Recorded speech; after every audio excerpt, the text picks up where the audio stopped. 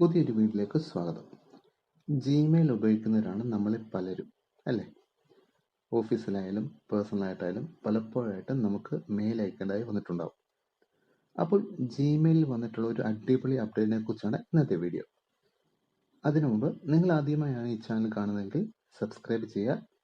കൂടാതെ നിങ്ങളുടെ ഫ്രണ്ട്സിന് എല്ലാവർക്കും വേണ്ടി ഈ വീഡിയോ ഷെയർ ചെയ്ത് കൊടുക്കാനും മറക്കരുത്.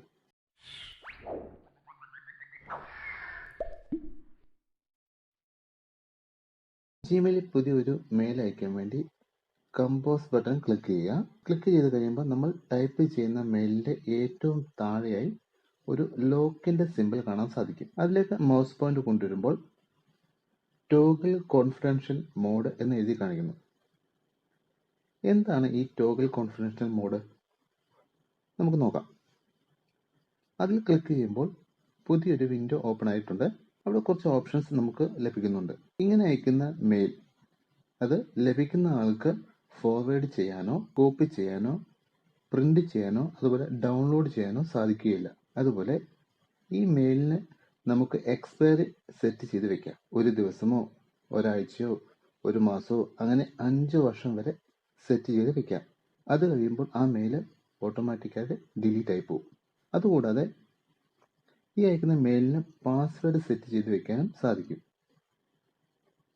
ആ പാസ്വേഡ് ഉപയോഗിച്ച് മാത്രമേ മെയിൽ ഓപ്പൺ ചെയ്യാൻ സാധിക്കുകയുള്ളൂ.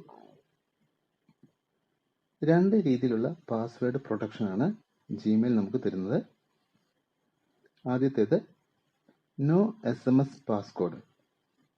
ഇതിൽ പാസ്വേഡ് ലഭിക്കുന്നത് മറ്റൊരു മെയിലായിട്ടാണ്.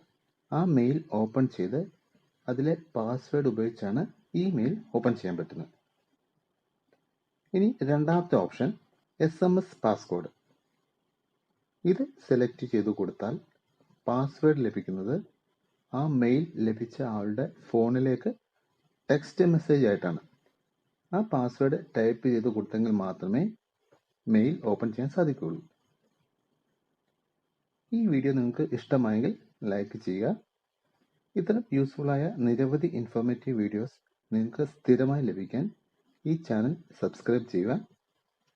കൂടാതെ തൊട്ടടുത്ത് കാണുന്ന ബെൽ ഐക്കൺ കൂടി എനേബിൾ ചെയ്ത് വയ്ക്കുകയാണെങ്കിൽ ഞാൻ അപ്ലോഡ് ചെയ്യുന്ന വീഡിയോകൾ അപ്പോൾ തന്നെ നിങ്ങൾക്ക് നോട്ടിഫിക്കേഷനായി ലഭിക്കുന്നതാണ്.